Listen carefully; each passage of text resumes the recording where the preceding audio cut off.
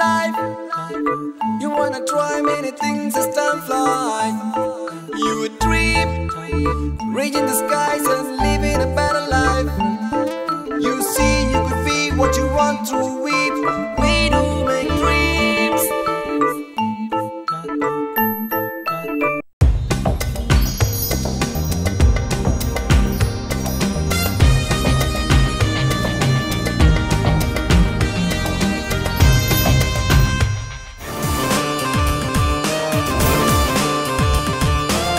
അങ്ങനെ വൈകിപ്പോയി എന്ന് തോന്നണമെങ്കിൽ നേരത്തെ മുതൽ ഞാനിത് അഭിനയിച്ച് തീരുമാനിക്കണമായിരുന്നു. അങ്ങനെ ഒരു തീരുമാനത്തിൻ്റെ ഭാഗമായിട്ട് അഭിനയിച്ച ആളല്ല ഞാൻ. 25 വർഷമായിട്ട് ഞാൻ സിനിമയിലുണ്ട്. അതിന് മുൻപ് ഞാൻ സിനിമ പത്രപ്രവർത്തന രംഗത്തുണ്ടായിരുന്നു. അപ്പോൾ ഞാനുള്ള ഒരു മേഖലയിൽ തന്നെ അതിൻ്റെ ഒരു തുടർച്ച പോലെയാണ് എനിക്ക് അഭിനയം എന്ന് പറയുന്ന ഏർപ്പാട് തോന്നുന്നത്. എന്തായാലും മുൻപ് അഭിനയിക്കണമെന്നുണ്ടെങ്കിൽ, അങ്ങനെ ഒരു ആഗ്രഹം എനിക്കുണ്ടായിരുന്നെങ്കിൽ വേണമെങ്കിൽ എൻ്റെ ഏതെങ്കിലുമൊക്കെ സിനിമകളിൽ വളരെ കാര്യമായ ഒരു വേഷം എനിക്ക് ചെയ്യാമായിരുന്നു. അങ്ങനെ ചെയ്യാനുള്ളൊരു ധൈര്യവും എനിക്കില്ലായിരുന്നു. അതിന് പറ്റുന്ന തരത്തിലായിരുന്നില്ല എൻ്റെ ഈ തിരക്കഥ എഴുത്തിൻ്റെ ഒരു ഭ്രാന്തലിൻ്റെ ഇടയ്ക്ക് വേറെ ഒന്നും ചിന്തിക്കാൻ പറ്റില്ല. അപ്പോൾ ഞാനാണെങ്കിൽ എഴുതുന്നത് സിനിമയുടെ ഷൂട്ടിംഗ് നടക്കുന്നതിന് സമാന്തരമായിട്ടാണ്. അപ്പോൾ അതിൻ്റെ ഇടയ്ക്ക് എന്നെ അഭിനയിക്കാൻ ഷാജി ഒരിക്കൽ വിളിച്ചിട്ടുണ്ട് മാഫിയയിൽ. ഞാനതിലൊരു വേഷവും ചെയ്തിട്ടുണ്ട്. പക്ഷേ അതൊക്കെ ഞാൻ ഷാജിയെ എൻ്റെ വായിത്തൊന്നും മുഴുവൻ തെറിയും പറഞ്ഞിട്ടാണ് പോയി അങ്ങനെ ഒരു വേഷം ചെയ്യുന്നത്. കാരണം എനിക്ക് പിറ്റേ ദിവസത്തേക്കുള്ള സീൻ എഴുതണമായിരുന്നു. അപ്പോൾ അഭിനയിക്കാൻ ഞാൻ വൈകിപ്പോയെന്ന് ചോദിച്ചാൽ അങ്ങനെ ഇപ്പോൾ ചില മെസ്സേജുകളൊക്കെ വരാറുണ്ട് ഫേസ്ബുക്കിലൊക്കെ, നേരത്തെ എവിടെയായിരുന്നു ഇത്രയും കാലം എന്നൊക്കെ ചോദിച്ചിട്ട്. അതൊക്കെ ഒരു ഇഷ്ടം കൊണ്ട് ആളുകൾ പറയുന്നതാണ്. അങ്ങനെ വൈകിപ്പോയി, അങ്ങനെ ഒരു കാൽക്കുലേറ്റഡ് മൂവ് അല്ലാത്തത് കൊണ്ട് വൈകിയെന്നോ അമാന്തിച്ചെന്നോ ഒന്നും തോന്നിയിട്ടില്ല. ഇവിടെയൊക്കെ എൻ്റെ സിനിമകൾ കോളേജിൽ പഠിച്ചിരുന്ന കാലത്ത് പോയി ഇടിച്ച് ടിക്കറ്റ് എടുത്ത് കണ്ടിട്ടുള്ള ആളാണെന്ന് പിന്നീട് എൻ്റെ അടുത്ത് പറഞ്ഞിട്ടുണ്ട്. പക്ഷെ ഞാനെപ്പോഴും അങ്ങനെ ഒരു ലോ പ്രൊഫൈൽ ജീവിതമായിരുന്നു എൻ്റേത്. ഞാനങ്ങനെ കഴിയുന്നതും ഒരു പൊതു ദൃഷ്ടിയിൽപ്പെടാതെ ജീവിക്കാൻ ശീലിച്ചിരുന്ന ഒരാളാണ്. അപ്പോൾ അതുകൊണ്ട് എന്നെ തിരിച്ചറിയാതിരുന്നു എന്ന് പറയുന്നതിൽ വലിയ അത്ഭുതമൊന്നുമില്ല. പക്ഷേ ഇപ്പോൾ എനിക്ക് തോന്നുന്നത് എങ്ങോട്ടിറങ്ങിയാലും ആളുകൾ തിരിച്ചറിയുന്നു. പ്രത്യേകിച്ച് ഈ നസ്രിയുടെ അപ്പനായിട്ട് അഭിനയിച്ചുകൊണ്ട് കൊച്ചുകുട്ടികൾ മുതലുള്ള ആ ഒരു ജനറേഷനിലുള്ള ആളുകൾ കൂടുതൽ തിരിച്ചറിയുന്നു. പേരുകൊണ്ട് ഒരുപക്ഷെ അറിയുമായിരുന്ന ആളുകൾ ഈ സിനിമകളിലൂടെ എന്നെ തിരിച്ചറിയുന്നു എന്നുള്ളത് പുതിയൊരു പ്രത്യേകതയാണ്. ജൂഡും മിഥുനും കൂടെ വീട്ടിൽ വന്നിട്ട് ഇതിൻ്റെ ഒരു കഥയൊക്കെ എന്നെ പറഞ്ഞ് കേൾപ്പിച്ചു. ഇതാണ് മത്തായി ഡോക്ടർ എന്ന് പറഞ്ഞപ്പോൾ ഞാൻ ചോദിച്ചു, എന്നെക്കൊണ്ടിത് പറ്റില്ല എന്നാണ് ഞാൻ ആദ്യം പറഞ്ഞത്. ഇങ്ങനെ ഒരാളായി മാറാൻ എനിക്ക് പറ്റില്ല. ഞാൻ അവരോട് പറഞ്ഞ എൻ്റെ ഒരു ബോഡി ലാംഗ്വേജ് പോലും ഇങ്ങനെ ഒരു കഥാപാത്രത്തിന് വഴങ്ങുന്നതല്ല. പിന്നെ നിങ്ങൾ എന്തിനാണ് എന്നെ അത് സാറ് പ്രശ്നമാക്കേണ്ടത്. ജൂഡ് അങ്ങനെ വർത്താനം പറയുന്ന ഒരാളാണ്.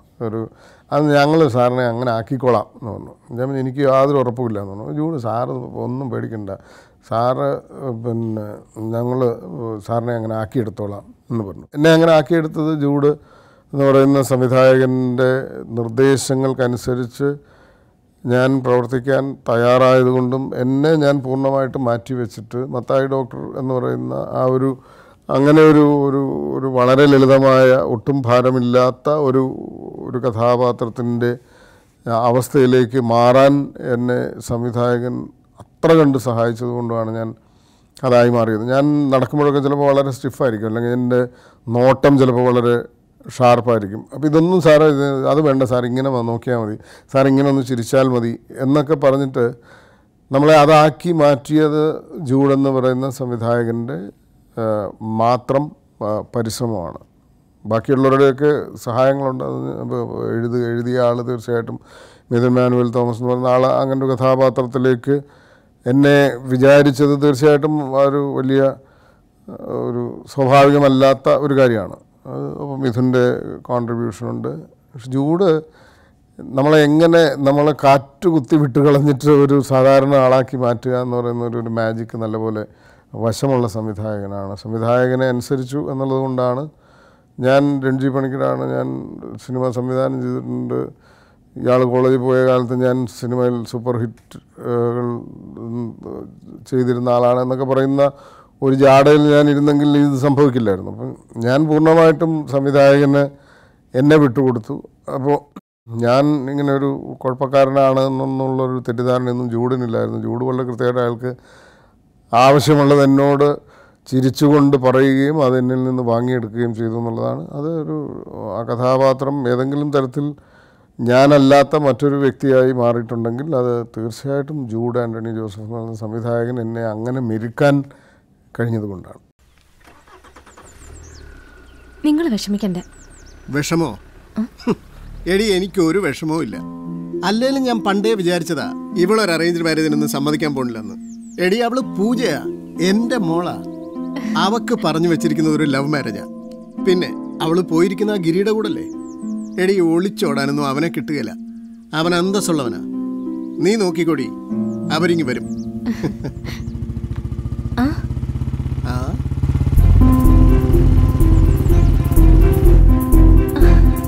ഇപ്പൊ എന്താ ഐഡി?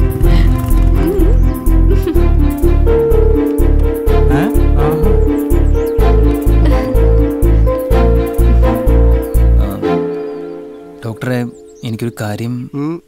എന്റെ മോളെ കെട്ടിച്ചു തരണമെന്നല്ലേ? തന്നേക്കാവേ. ഇനി അത് പറഞ്ഞു കൊളമാക്കണ്ട. അതെങ്ങനെ ശരിയാവും? നമ്മൾ ക്രിസ്ത്യാനികൾ, ഇവ ഹിന്ദു അല്ലേ? എടോ, യേശു ക്രിസ്തു കുരിശേ മരിച്ചത് ക്രിസ്ത്യാനികൾക്ക് വേണ്ടി മാത്രം അല്ലേ? താനൊക്കെ ഏത് നൂറ്റാണ്ടിലാണോ ജീവിക്കുന്നത്? നിങ്ങൾ കയറിവാ.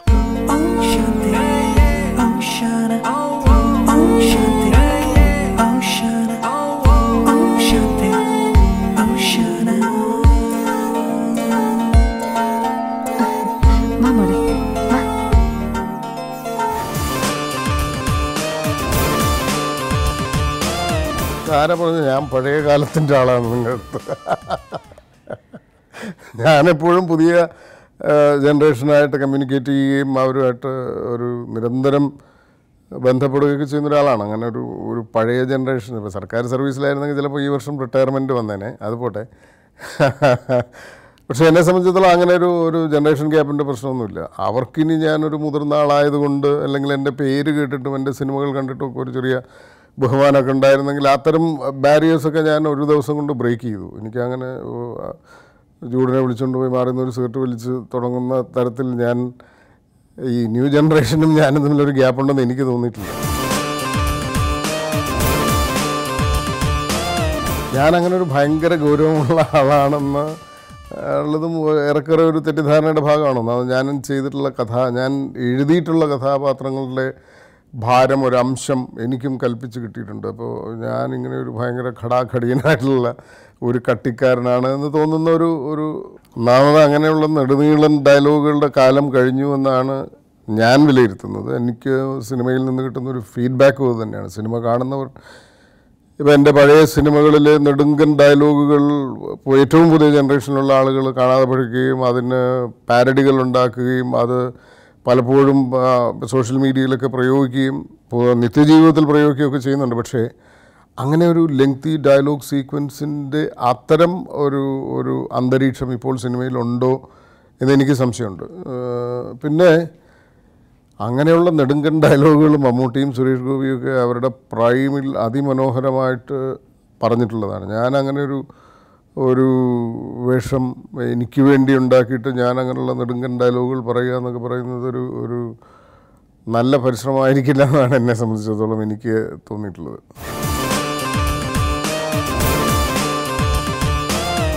ബേസിക്കലി ഞാനൊരു മടിയനാണ്. ഈ പറഞ്ഞ ഒരു തിരിച്ചടി ഉണ്ടാകുമ്പോൾ എനിക്ക് ഭയങ്കര ഒരു ഊർജം ഉള്ളിൽ നിന്നുണ്ടായി വരും. അതിനോട് മത്സരിക്കാനുള്ളൊരു വാശി ഉണ്ടായി വരും.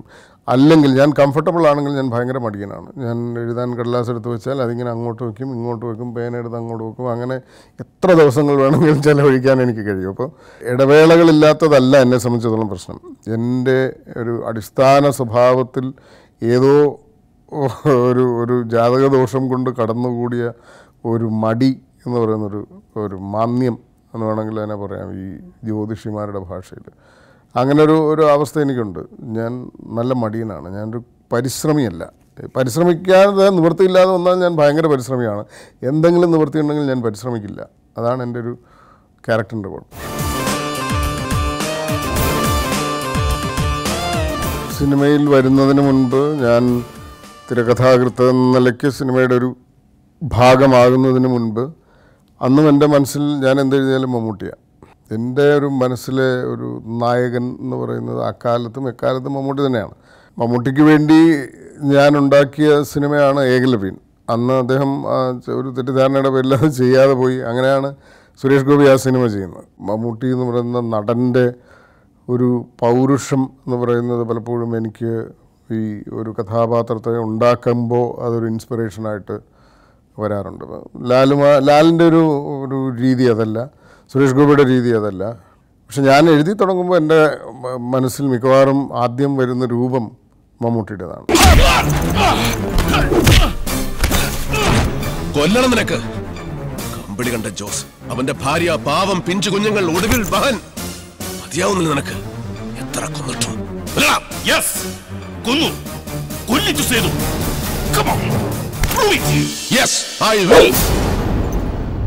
ഓരോ കണ്ണിയായിട്ട് കൊന്നു തീർക്കുമ്പോ ഒന്ന് നീ ബാക്കി വെച്ചു, നിന്നെ, സേതുമാധവനെ. പക്ഷേ വെറും ഒരു കണ്ണി മാത്രമാണ് നീയും നിനക്ക് മുകളിലുള്ളവരുടെ കാഴ്ചയിൽ. And they're coming, your masters, to wipe you off. Yes. ഒരു അന്വേഷണവും ഗോവയിലേക്ക്, കോടാ പ്രദേശിലേക്ക്, അല്ലെങ്കിൽ അതിന് മുകളിലേക്ക് നീളാതിരിക്കാൻ ഏതു നിമിഷവും നിന്നെ തേടിയെത്താം. നിന്റെ തലയ്ക്ക് വില പറഞ്ഞുറപ്പിച്ച സംഘം നാളെ രാവിലെ കോടതിയിൽ ഹാജരാക്കുന്നതുവരെ നിന്റെ തല തെറിച്ചു പോകാതെ സംരക്ഷിക്കണം ഞാൻ. As an officer, I am bound to. And then I'll prove that you are guilty. തെളിയിക്കും നരേന്ദ്രൻ. കൊന്നതും കൊല്ലിച്ചതുമടക്കം ഓരോന്നും inch by inch with clinching proof and incriminating evidence. ഒരു തോക്കെടുത്ത് നിന്റെ നെഞ്ചത്തേക്ക് ഇങ്ങനെ കുത്തി ഇറക്കുമ്പോ I am bloody confident. കൊണ്ടുപോകും നിന്നെ ഒന്നിനും വിട്ടുകൊടുക്കാതെ ഒടുക്കം വരെ, തുറുങ്കിലടച്ച് തൂക്കുമരത്തിന്റെ ചുവട് വരെ, ഒരു കൊലക്കയർ നിന്റെ ഈ കഴുത്തിൽ ചുറ്റി മുറുകുന്നത് വരെ, നിന്റെ ഒടുക്കത്ത മിടിപ്പ് വരെ കൊണ്ടുപോകും Narendran. I'll bloody take you until the gallows. No!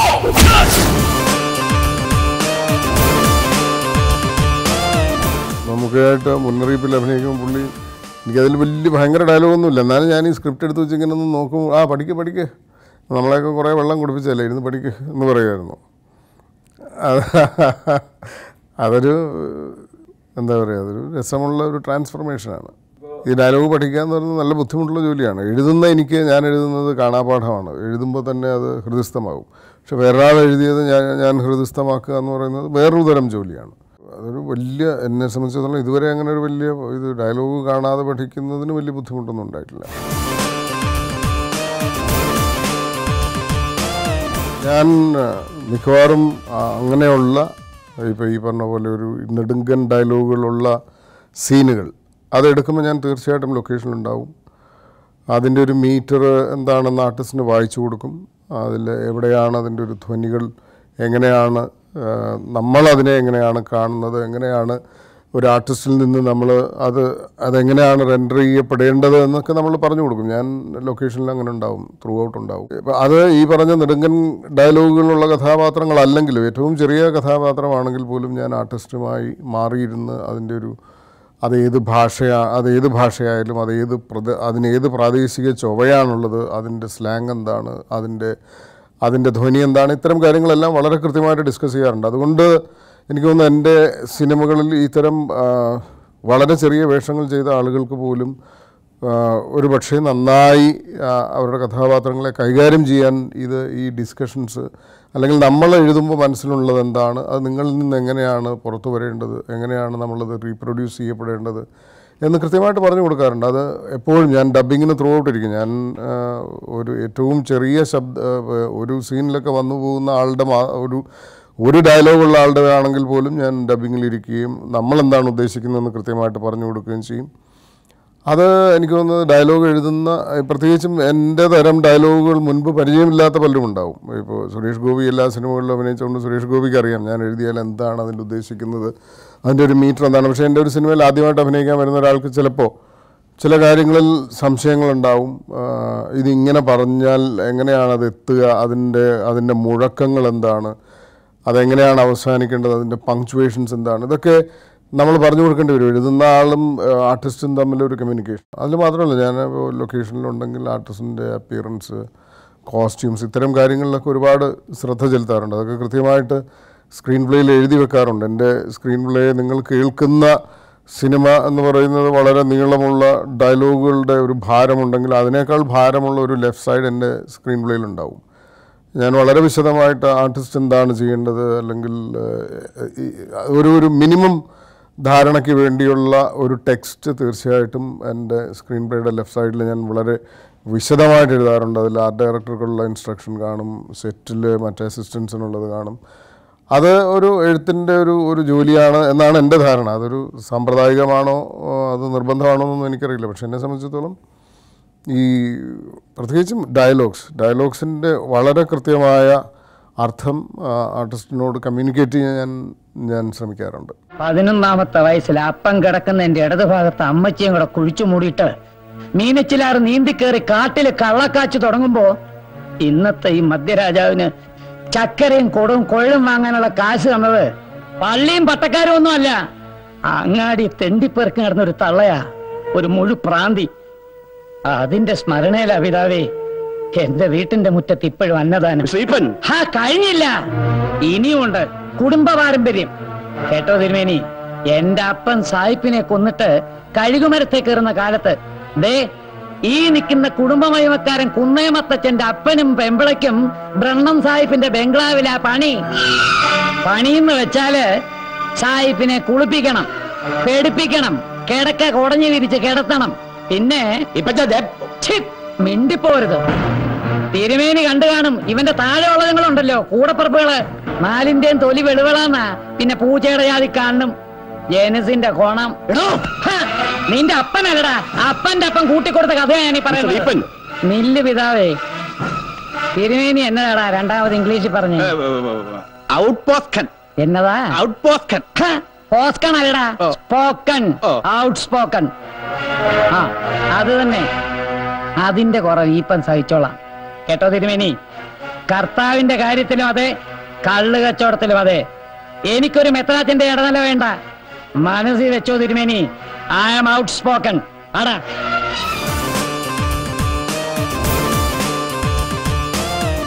ഇതൊന്നും നമ്മളങ്ങനെ കണക്ക് കൂട്ടിയിട്ട് കുറച്ച് കാലം ഒരു ഇടവേള എടുക്കുന്നു, പിന്നെ അത് കഴിഞ്ഞിട്ട് ഒരു ഇടിച്ചു കയറി വീണ്ടും വരുന്നു എന്ന് പറയുന്ന കണക്ക് കൂട്ടിയുള്ള ഒരു ജീവിതത്തിൻ്റെ ഭാഗമല്ല ഇത്. ഇതൊക്കെ നമ്മളറിയാതെയും നമ്മൾ തീരുമാനിക്കാതെയും സംഭവിക്കുന്ന ജീവിതത്തിൻ്റെ ഓരോ പ്രത്യേകതരം അവസ്ഥകളോ വഴിത്തിരിവുകളാണ്. ഇപ്പോൾ എൻ്റെ സിനിമകളുടെ പരാജയം എന്ന് പറയുന്നത് കൊണ്ട് ഞാൻ എഴുതാതിരുന്നതല്ല. ഇപ്പോൾ ഞാൻ എഴുതിയ ഒരു സീരീസ് ഓഫ് ഹിറ്റ്സിന് ശേഷം എനിക്ക് തോന്നുന്നത് ആ നിലയ്ക്ക് നന്നാവാതിരുന്ന സിനിമകൾ പ്രജയും ദുബായുമാണ്. അതിനുശേഷം ഞാനൊരു ലോങ് ബ്രേക്ക് എടുത്തു, ഓൾമോസ്റ്റ് 4 years. 2001 ശേഷം പിന്നെ ഞാൻ 2005 സിനിമ ചെയ്യുന്നത്. അപ്പോൾ ആ ഗ്യാപ്പ് എനിക്ക് എഴുതാനുള്ള ഒരു മെറ്റീരിയലിലേക്ക് ഞാൻ എത്താൻ എടുത്ത സമയമെന്ന് മാത്രമേ അതിനുള്ളൂ. അല്ലാതെ ഞാൻ ഇനി ഒരു 4 വർഷത്തേക്ക് എഴുതണ്ട, അതിനുശേഷം എഴുതിയാൽ മതി എന്നുള്ളൊരു തീരുമാനം. ഞാനപ്പോഴും എഴുതാനുള്ള പരിശ്രമങ്ങളിലായിരുന്നു.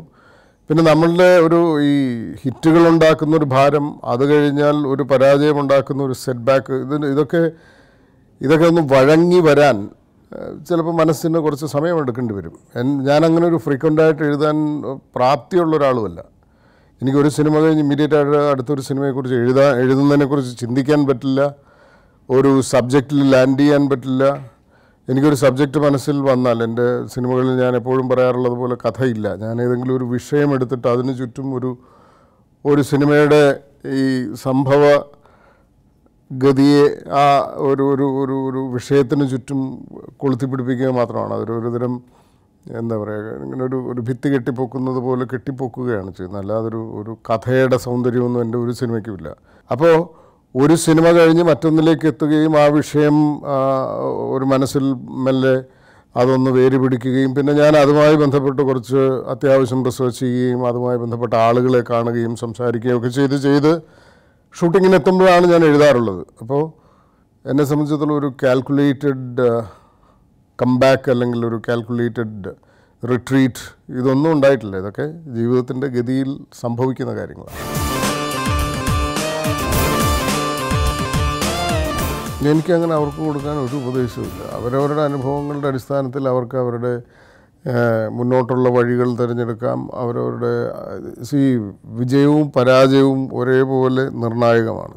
വിജയിച്ചാലും അത് പ്രശ്നമാണ്, പരാജയപ്പെട്ടാലും പ്രശ്നമാണ്. വിജയിച്ചാൽ നമ്മളിൽ നിന്ന് കൂടുതൽ ആവശ്യപ്പെട്ടുകൊണ്ടിരിക്കും, പരാജയപ്പെട്ടാൽ അത് നമ്മളുടെ നിലനിൽപ്പിനെ തന്നെ ചോദ്യം ചെയ്യും. അപ്പോൾ നിങ്ങൾക്ക് എങ്ങനെയാണ് വിജയത്തെയും പരാജയത്തെയും ഹാൻഡിൽ ചെയ്യാൻ കഴിയുക എന്നുള്ളത് മാത്രമാണ് ഇതിൻ്റെ അകത്ത് ഒരു വിഷയം. അത് മറ്റൊരാളുടെ ഒരു ഉപദേശം കൊണ്ട് എന്താണ് അതിൽ കാര്യമെന്ന് എനിക്കറിയില്ല. എല്ലാവർക്കും അവരവരുടെ അനുഭവങ്ങളുടെ അടിസ്ഥാനത്തിലാണ് ജീവിതത്തിലെ പ്രതിസന്ധികളെ കൈകാര്യം ചെയ്യാനുള്ള ഒരു ബലം കിട്ടുക. അതിപ്പോൾ വേറെ ആളുകൾക്ക് നമ്മളോട് 100 കാര്യങ്ങൾ പറയാനുണ്ടാവും, 100 ലോജിക്കുകൾ പറയാനുണ്ടാവും. അങ്ങനെ ചെയ്തുകൂടെ, എന്നാൽ പിന്നെ ഇങ്ങനെ ചെയ്തുകൂടെ, അങ്ങനെ ചെയ്യാതിരുന്നുകൂടെ എന്നൊക്കെ ആളുകൾ ചോദിക്കും. ഇവർക്കാർക്കും നമ്മുടെ അനുഭവത്തിൻ്റെ പശ്ചാത്തലത്തിലല്ല, അവരുടെ അനുഭവങ്ങളുടെ പൊതുവായിട്ടുള്ള ഒരുപാട് പ്രതലങ്ങളുണ്ടാവും, ഒരേ തരത്തിലുള്ള അനുഭവങ്ങളുണ്ടാവും. പക്ഷേ ഒരേ തരത്തിലുള്ള അനുഭവം 2 വ്യക്തികൾ 2 രീതിയിലായിരിക്കും കൈകാര്യം ചെയ്യുക. ഒരു വ്യക്തി കൈകാര്യം ചെയ്യുന്ന പോലെ ആവില്ല വേറൊരു വ്യക്തി സമാനമായ ഒരു അനുഭവത്തെ. ഒരാൾക്ക് ആത്മഹത്യ ചെയ്യാൻ പ്രേരകമാവുന്നതിനേക്കാൾ എത്രയോ ഭീകരമായ ജീവിതാവസ്ഥയായിരിക്കും ഒരാളെ തിരിച്ചു വരാനും പ്രതിരോധിക്കാനും ഫൈറ്റ് ചെയ്യാനും പിടിച്ചു നിൽക്കാനും ഒക്കെ ഊർജം പകരുന്നത്. ഒരു വ്യക്തി ആത്മഹത്യ ചെയ്യുന്ന അതേ മുനമ്പിൽ നിന്നുകൊണ്ട് ഒരു വ്യക്തിക്ക് തിരിച്ചു പിടിക്കാനും വിജയിച്ച് കയറാനും വീണ്ടും ഉയരങ്ങളിലേക്ക് പോകാനും ഒക്കെയുള്ള ഊർജമുണ്ടാവും. 2 വ്യക്തികൾ ഒരേ അനുഭവത്തെ ഒരേ തരത്തിലല്ല കാണുന്നത് എന്നത് മാത്രമാണ് അതിൻ്റെ ഒരു സാമൂഹ്യ പാഠം. അപ്പോൾ എൻ്റെ അനുഭവങ്ങളുടെ പശ്ചാത്തലത്തിൽ ഞാൻ മറ്റൊരാളോട് ഉപദേശിക്കാൻ ഇറങ്ങുക എന്ന് പറയുന്നത് ഒരു മണ്ടത്തരമായിട്ടേ എനിക്ക് തോന്നിയിട്ടുള്ളൂ. എൻ്റെ അനുഭവങ്ങളോട് എങ്ങനെയാണ് പ്രതികരിക്കേണ്ടത് എന്ന് പഠിക്കുന്ന ഒരാളാണ് ഞാനിപ്പോഴും. എന്നെ സംബന്ധിച്ചിടത്തോളം ജീവിതത്തിൽ അവസാന വാക്കുകളിലേക്ക് എത്തുന്ന ഒരു തരത്തിലുള്ള കൺക്ലൂഷനും എനിക്കില്ല. ഓരോ അനുഭവവും നമ്മളെ ജീവിതത്തിൻ്റെ പുതിയ പാഠങ്ങൾ എല്ലാ ദിവസവും പഠിപ്പിച്ചുകൊണ്ടിരിക്കും. അത് അപ്രധാനമായ പാഠങ്ങളായിരിക്കാം, പ്രധാനപ്പെട്ട പാഠങ്ങളായിരിക്കാം. നമ്മളതിൻ്റെ ഒരു ഗുരുത്വവും ലഘുത്വമൊക്കെ തിരിച്ചറിയുന്നത് പിന്നീട് വരുന്ന ദിനങ്ങളിലോ കാലങ്ങളിലോ ആയിരിക്കും.